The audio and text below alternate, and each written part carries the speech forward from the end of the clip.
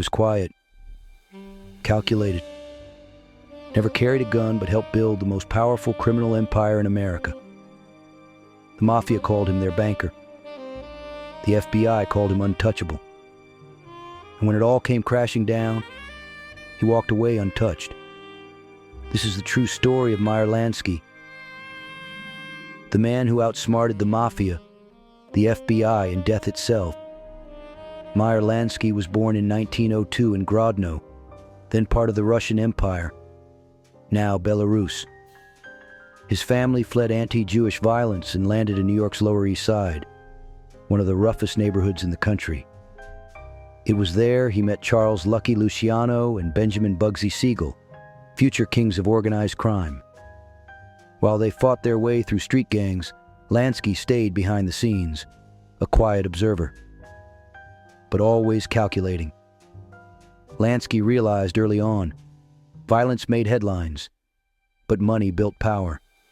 He turned illegal gambling into a business, ran numbers, laundered cash. When Prohibition hit, Lansky helped the Mafia move bootleg liquor. When it ended, he pivoted, building casinos in Florida, Cuba, and eventually Las Vegas. Lansky wasn't just a mobster, he was an architect, designing a criminal enterprise that looked more like a multinational corporation. While gangsters like Al Capone were getting locked up for tax evasion, Lansky created offshore accounts, phony companies, and silent partnerships.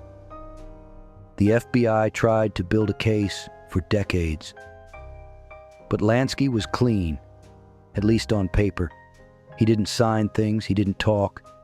He was always 5 steps ahead. In the 1950s and 60s, he kept expanding. Even when Siegel was assassinated and other allies fell, Lansky stayed alive, stayed rich, and stayed in control.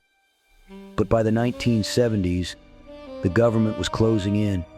Multiple agencies were investigating him for tax evasion, racketeering, and conspiracy.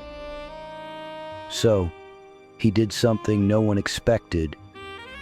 He disappeared. Lansky fled to Israel, invoking the law of return, which offered automatic citizenship to Jews.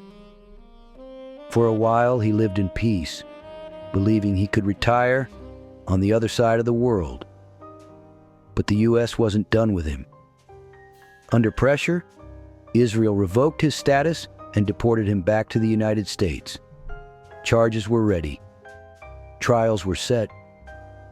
The FBI thought they finally had him. But Lansky had one last trick. He claimed he was dying, suffering from terminal cancer and multiple health complications. He appeared in court in a wheelchair, looking frail and defeated. Doctors testified. Medical records were shown. Prosecutors backed off. No judge wanted to sentence a dying old man. The case fell apart.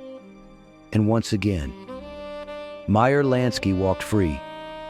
Years passed. The Mafia lost power, casinos became corporate, and Lansky. He spent his final years in a modest apartment in Miami Beach. Quiet. Watching.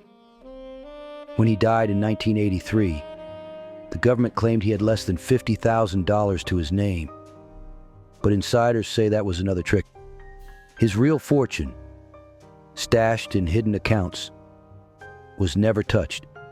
He left no memoirs, no confessions, just a legend. A man who built a criminal empire from nothing and walked away without a single conviction. Meyer Lansky, the smartest man in the Mafia, and maybe the most dangerous.